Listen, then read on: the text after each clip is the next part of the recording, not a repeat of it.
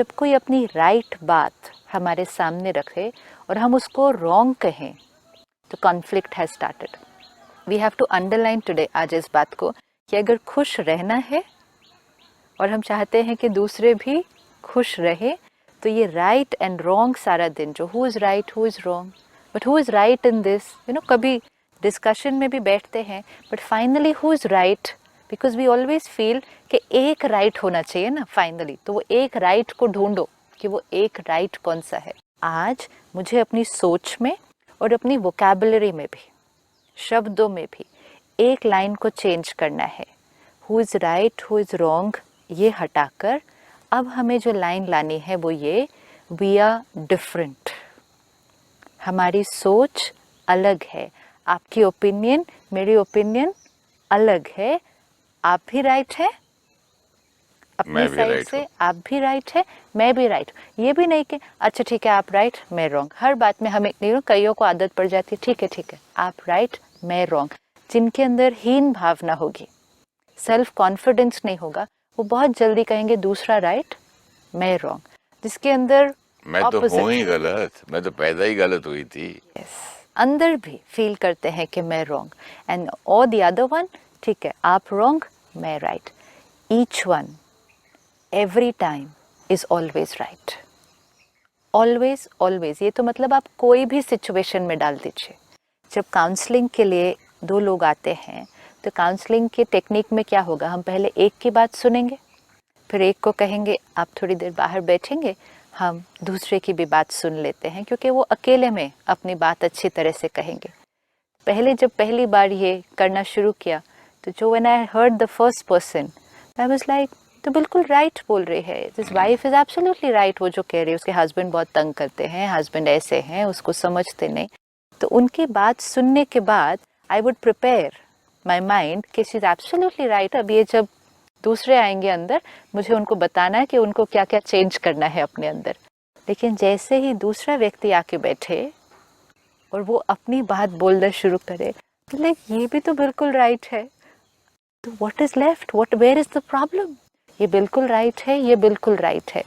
Problem क्या है? सिर्फ प्रॉब्लम ये, इनको उनका नजरिया नहीं दिखाई देता और इसको उसका नजरिया नहीं दिखाई देता. काउंसलर का रोल सिर्फ ये है कि इन दोनों को जो ऐसे देख रहे हैं, जिनको सिर्फ अपना राइट दिखाई दे रहा है, इनको थोड़ा सा ऐसे करना है. इसका पर्सपेक्टिव मतलब इसकी सोच उनको दिखानी है और उनकी सोच इनको दिखानी है. बाकी चीज वो करेंगे दोनों, विच मीन्स एम्पैथी. इसको हम कहते हैं एम्पैथी. जब हम कहते हैं अपनी पोजीशन से हट के अपने आप को दूसरे की पोजीशन में रख के फिर देखो कि उसको क्या दिखाई देता है. आप उस तरफ बैठे हैं, मैं इस तरफ बैठी हूँ, मेरे लिए जो राइट है वो एक कम्प्लीटली अलग सीन है. And for me this is 100% right, 100% truth. Right भी नहीं, 100% ट्रूथ. एंड आपका ट्रूथ एक कम्प्लीटली अलग साइड है. अब हम इस चीज पर जीवन भर आर्ग्यू कर सकते हैं, धूलती चेहरे पे और आईना साफ करते रहे. बिल्कुल. अब करना क्या है इस रिश्ते में कि दोनों में से एक अपनी पोजीशन से हटके दूसरे की पोजीशन में जाए और फिर देखे और फिर कहेगा अच्छा यू आर ऑल्सो राइट. अब कई बार ये होगा कि हम दूसरे की पोजीशन देख ही नहीं पाते हैं. मुझे क्योंकि if I am stuck here and I am stuck to this chair and you are stuck to this chair, there is no way I can see this. अब मैं जो कैमरे से आपको देख रहा हूँ और आपके पीछे क्या है सिर्फ मैं देख सकता हूँ. अब मेरे को क्या करना होगा, अब मुझे क्या करना होगा, या तो उठकर यहाँ आना पड़ेगा. अब कई बार मैं नहीं उठकर वहां आ सकती, विच मीन्स मुझे आपकी सोच समझ ही नहीं आती. आपको क्या दिखाई दे रहा है मुझे समझ ही नहीं आता. ये भी हो सकता है कि जीवन भर मुझे आपकी बात, वो बात किसी एक टॉपिक पे मुझे आपकी बात, आपकी आइडियोलॉजी, आपकी ओपिनियन समझ ही नहीं आए और आपको मेरी समझ ना आए, विच मीन्स हम अपनी अपनी कुर्सी से कंप्लीटली अटैच्ड है. ऐसे टाइम पर हम सिर्फ एक चीज कर सकते हैं, सिर्फ एक. I can not see what you can see, you can not see what I can see, but I trust that what you are saying is the truth. That's all. मुझे नहीं समझ में आ रहा आपका, आपको नहीं समझ में आ रहा मेरा, इज़ एब्सोल्युटली फाइन, बट मुझे ये पूरा विश्वास है कि आप जो कह रहे हैं वो आपके लिए संपूर्ण सत्य है और संपूर्ण सही है। ये रिस्पेक्ट चाहिए। मुझे नहीं दिखाई दे रही आपकी बात, मैं कितना भी ट्राई करूँ कि इन्होंने ऐसा क्यों किया, ये क्यों, you know sometimes we try to think from the other person side, क्या सोचकर ऐसा किया होगा, उस टाइम ऐसा नहीं सोचा, अच्छा ऐसा सोचा, बट कैसे ऐसा सोचा, मतलब दूसरे की सोच नहीं समझ में आएगी, नहीं समझ में आए, सोचे भी क्यों, सोचे दूसरे को समझने के लिए, I want to understand you. ठीक है, दूसरे को समझने का भी एक, उसकी भी एक लिमिट होती है, दूसरे को समझने की, या दूसरे को गलत समझने के लिए सोच रहे हैं। ये अगर हम सारा दिन में ये भी करके देखें, it's a very interesting thing कि कई बार ये एक्सपेरिमेंट करके देखें, try to get into the other person's mind. अभी मैंने ऐसे उंगली की थी, तो मैंने सोचा पीछे के कैमरे में मेरा शायद हाथ आए तो आपको कवर ना हो जाए, तो कैमरामैन ने ये सोचा कि मैंने बोला कि उसके भरोसे, भगवान के भरोसे, तो मैंने उंगली उठाई यूं, हाँ, कि आवाज प्लेन जा रहा है, प्लेन की तुम्हें आवाज आ रही है कि ऊपर, और मैं बार बार ऐसे दिखा रहा हूँ, तो वो समझ रहे हैं आपसे मैं बात कर रहा हूँ कि भगवान के भरोसे, भगवान बता रहे हैं वो। तो कौन राइट है कौन रॉन्ग है, अंडरस्टैंडिंग एंड इंटरप्रिटेशन। तो ये सारा दिन में हम करके देख सकते हैं कि अपनी सोच से दूसरे को नहीं एनालाइज करें, दूसरे के मन में घुसकर देखने की कोशिश करें कि वो कैसा सोचता होगा। It's a very interesting game. लेकिन मैं तो यहाँ हंस दिया, हाँ। लेकिन फिर मैं ये भी सोच सकता था ना, मैं यूं बता रहा हूँ, तुमको सुनाई नहीं देता क्या ऊपर से एयरक्राफ्ट जा रहा है, ये का मतलब क्या मैं भगवान की बात कर रहा हूँ, मैं तो एयरक्राफ्ट सुना रहा हूँ तुमको, मतलब झगड़ा शुरू हो सकता है किसी भी बात, और मैं हंस दिया, मैंने बोला क्योंकि आपने कहा अच्छा आपको ये लगा, बट एक्चुअली तो मैं ये कह रहा था, सिंपल। नहीं, मुझे फनी लगा कि मैं एयरक्राफ्ट बता रहा हूँ, वो भगवान बता रहे, लेकिन वो सही है ना, वो सही है ना। कॉन्फ्लिक्ट रिजॉल्व करना है या कॉन्फ्लिक्ट को बढ़ाना है, ये कम्प्लीटली हमारे हाथ में है। जिस क्षण आप एक बार अपने माइंड में ये लाइन डाल देंगे ना कि the other person is also right, even if I am not liking it, ये तक भी हम पहुंचेंगे कि मुझे आपकी बात पसंद भी नहीं आ रही, वो मेरे लिए कंफर्टेबल भी नहीं है, आपकी उस बात से मेरा कई गुना नुकसान होता जा रहा है, मेरी कई जीवन में प्रॉब्लम्स आती जा रही है, लेकिन फिर भी आप जो कर रहे हैं वो आपके संस्कारों के वश, आपके दृष्टिकोण से आप उस क्षण अपने लिए राइट कर रहे हैं, एनर्जी डिफरेंट होगी। आपकी ये जो बात है ना संस्कारों वश, उसमें सबसे अच्छी मुझे ये लगती है कि भाई पास्ट कार्मिक अकाउंट, बहुत बड़ी जब बात है। इसकी एक लाइफ अलग है, तो मैं कैसे बोल सकता हूँ कि मेरी बेटी ये करे, मेरा बेटा ये करे, मेरा बेटा ऐसा क्यों करता है, मेरी बेटी उसको बुद्धि क्यों नहीं है, पूजाएं कराओ, फलाने के पास ले जाओ, इससे अब उसका भी एक कार्मिक अकाउंट है ना, उसका जीवन अलग है ना, एंड अगर मैं कैसे बना सकता हूँ उसके जीवन को? बिल्कुल नहीं, पर मेरा रोल क्या है, मेरा रोल है अब उनको गाइड करके, उनको एम्पावर करके एक उनके लिए जो सही दिशा है उस पर जाना। लेकिन उसके लिए फर्स्ट स्टेप होता है कि इस क्षण वो जैसे हैं, जो कह रहे हैं, जो कर रहे हैं, उसको एक्सेप्ट करना। एंड एक्सेप्ट करना मीन्स उनकी सोच, उनकी ओपिनियन पर क्रिटिकल नहीं होना। ये जो एनर्जी जाएगी, ये एनर्जी उनको, उनके संस्कार को, उनके कार्मिक अकाउंट को एक्सेप्ट करेगी और नेक्स्ट क्षण उनको एक अलग दिशा में लेके जाने के लिए गाइड भी करेगी, ये भी करेगी। अगर we want to bring about any change if we want to bring about, we will have to first accept the present. Till I resist the present, I can not change the next minute. आप जरा ये समझाएंगे बात? अगर मुझे आपके अंदर कोई बात अभी ठीक नहीं लग रही, सपोज, एंड मुझे आपको एज अ फ्रेंड गाइड करना है या एडवाइस देनी है कि नेक्स्ट क्षण हम ऐसे कर सकते हैं, यू नो, हम ऐसे भी कर सकते हैं, अगर आप ऐसे करके देखें तो may be it will do a wonder for you. लेकिन नेक्स्ट क्षण, नेक्स्ट मिनट में एक चेंज लाने के लिए एनर्जी चाहिए होती है, चेंज लाना है ना, एनर्जी चाहिए। ये एनर्जी कैसी चाहिए? हार्मनी की, रिस्पेक्ट की, ट्रस्ट की, प्यार की, तब कुछ चेंज आएगा, whether it's change for my self और चेंज फॉर अनदर पर्सन। लेकिन वो एनर्जी क्रिएट करने के लिए मेरा प्रेजेंट मोमेंट कैसा होना चाहिए? स्टेबल। अगर मैंने इस मिनट रेजिस्टेंस क्रिएट किया, रिजेक्शन क्रिएट किया, तो प्यार, रिस्पेक्ट ये ब्लॉक हो गया।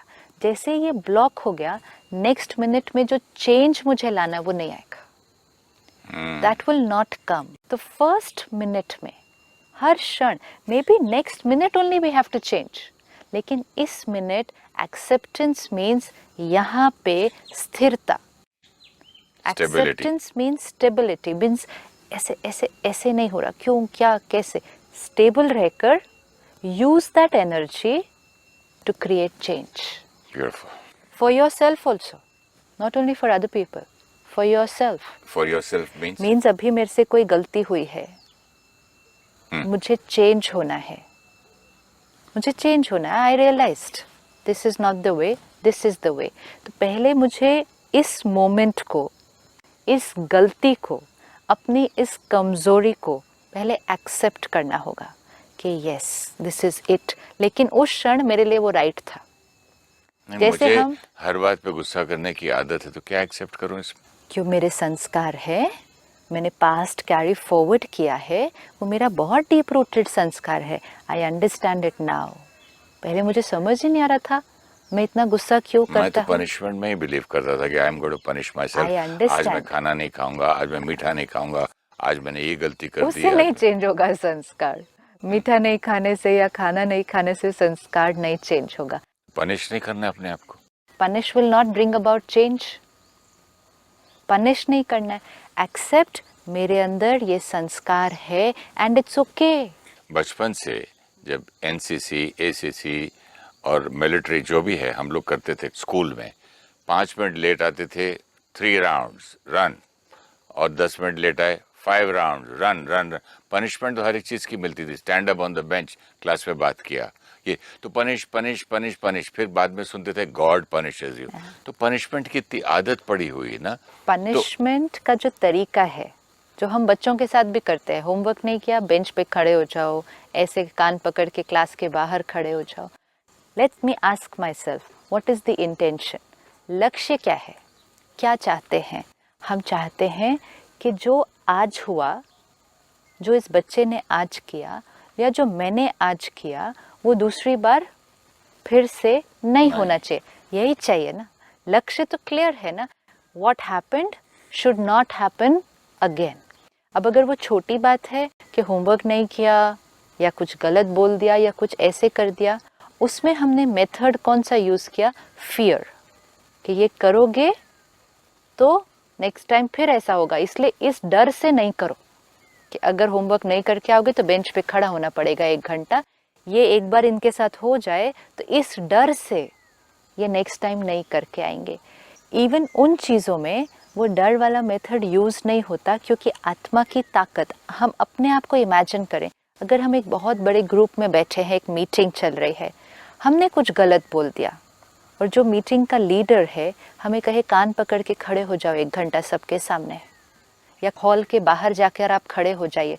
आप मीटिंग में आपस में कैसे बात कर सकते थे इस तरह से? This is indiscipline. आपका मोबाइल बजा कैसे मीटिंग के अंदर? Indiscipline. Please go and stand outside for 1 hour. How will we feel? But how will we feel अपने लिए, एक छोटे बच्चे के लिए नहीं। अगर हमारे साथ ये एक्शन लिया जाए, ये पनिशमेंट हो कि आप कान पकड़ के बाहर खड़े हो जाइए 1 घंटे के लिए, व्हाट इज द फीलिंग? क्या फील होगा उस टाइम? इंसल्ट, ह्यूमिलिएशन, आत्मा की शक्ति। ऐसे मुझे कैसे सब लोग देख रहे हैं, what energy I am getting from everybody. मैं खुद कितना ह्यूमिलिएटेड फील कर रहा हूँ। शक्ति डाउन एंड चाहते हैं परिवर्तन अप। परिवर्तन लाने के लिए शक्ति जहाँ थी उससे ऊंची करनी चाहिए, उससे बढ़ानी है। हम क्या कर रहे हैं?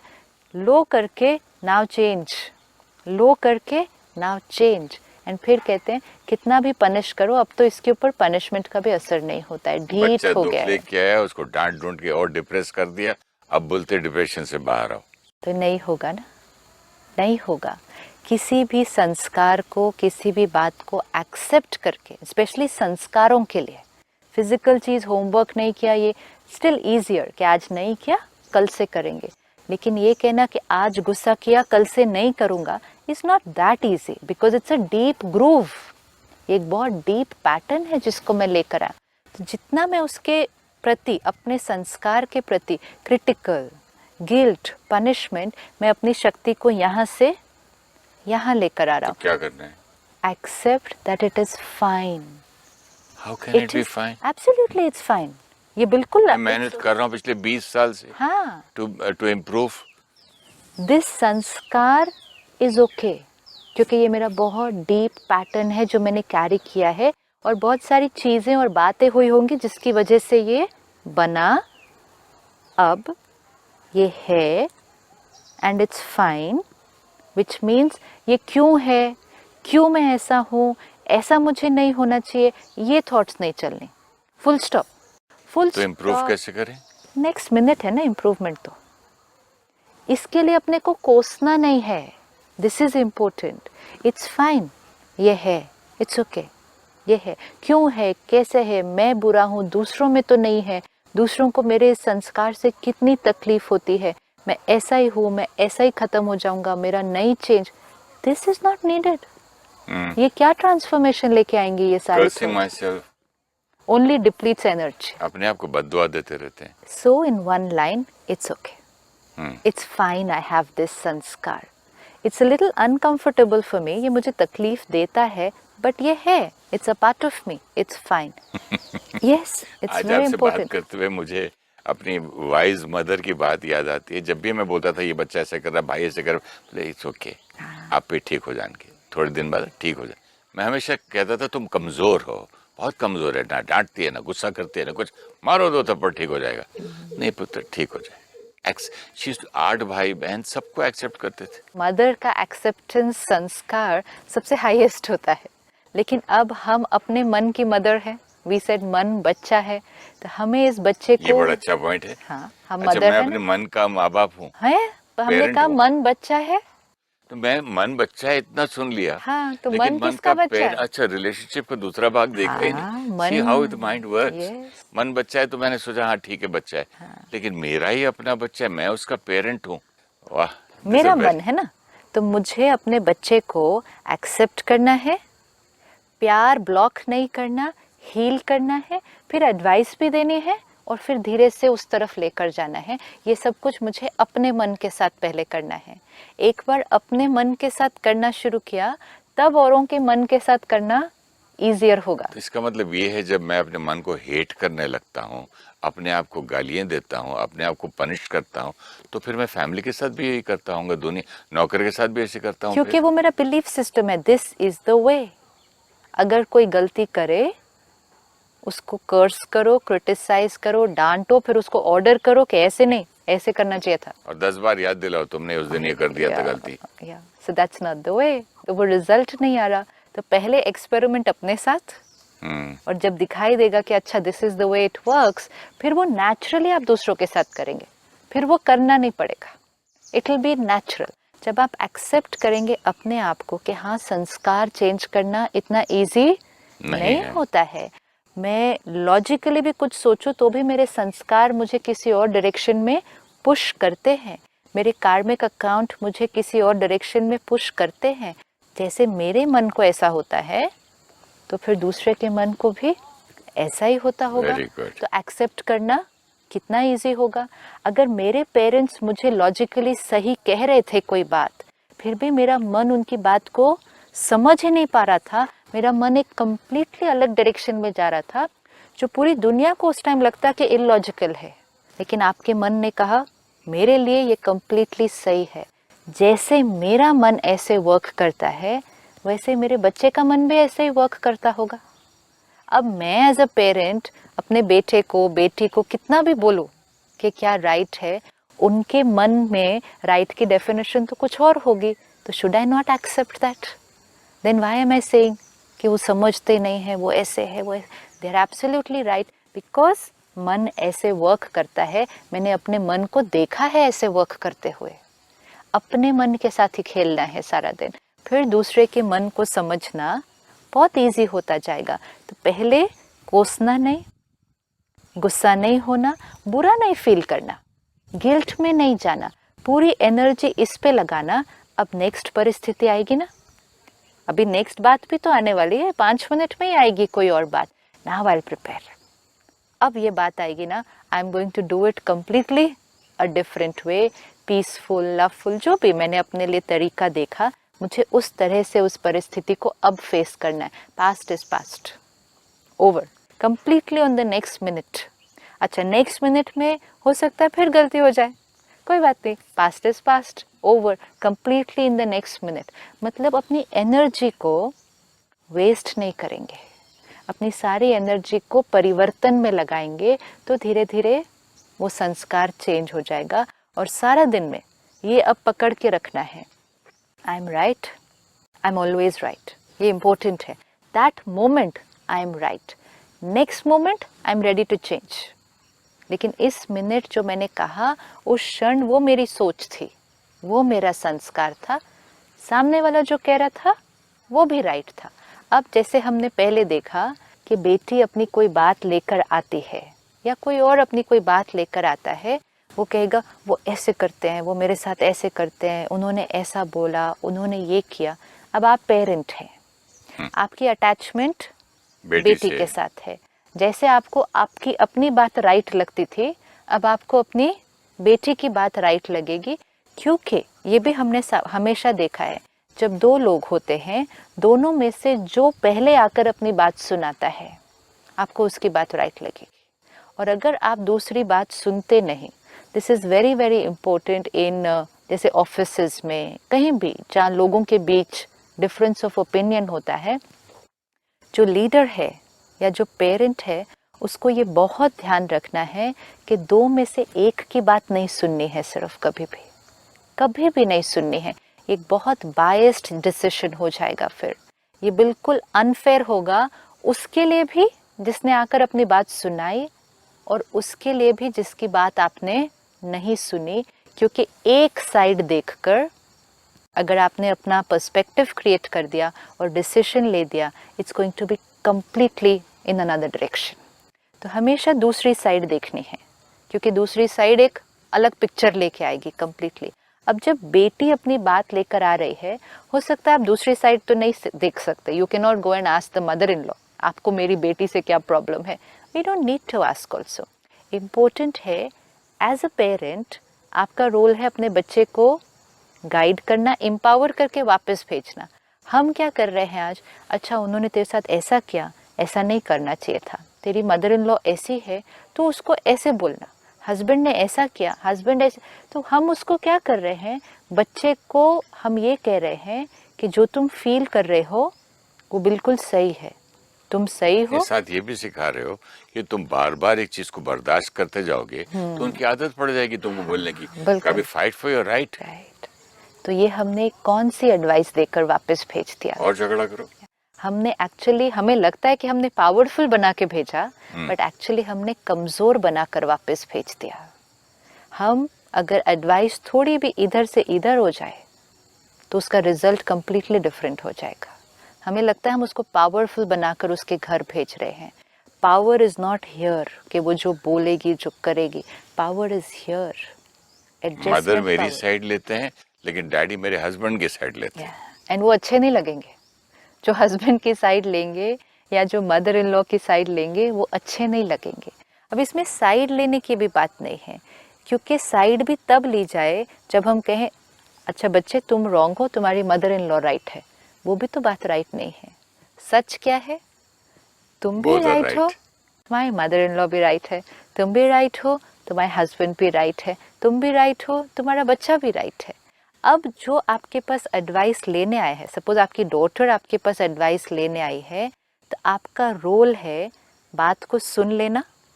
पूरी बात पहले सुनो. अगर सुनेंगे नहीं तो सामने वाला अब कुछ सुनने के लिए रेडी नहीं है. पहले सब सुन ले, सारा सुन ले, जब तक वो अपना खाली कर ले अंदर बात. और उसके बाद एडवाइस मीन्स आप बिल्कुल सही हो. What you are saying, you are absolutely right. आपको तकलीफ हो रही है ना उस घर में, आपको ये सब हो रहा है, आई अंडरस्टैंड, आप बिल्कुल राइट हो.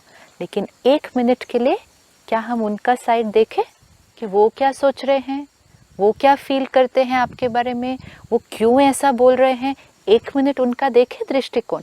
पेरेंट का रोल है या जो फैसिलिटेटर काउंसलर है उसका रोल है इनको दूसरे का पर्सपेक्टिव दिखाना कि वो भी कैसे राइट है, फिर उनको दोनों को छोड़ देना। अब वो बात को वो लोग ठीक करेंगे, थर्ड पर्सन उससे ज़्यादा कुछ नहीं कर सकता है। We can not change relationships, we can not change karmic accounts, ये हमारा रोल नहीं है, क्योंकि वो उन दो आत्माओं का बात। लास्ट का क्या था?